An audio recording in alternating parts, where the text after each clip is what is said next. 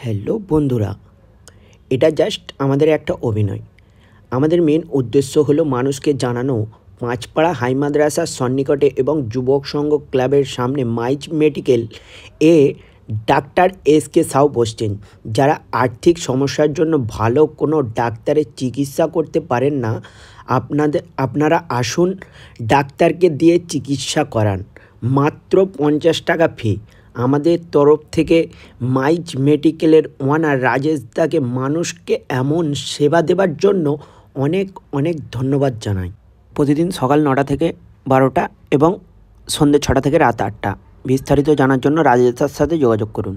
আর রাজেশ দার রিকোয়েস্টে ডাক্তারবাবুর 50 টাকা ফি মাত্র, এমন কোনো বেশি নয়। আপনারা আসতে পারেন অবশ্যই।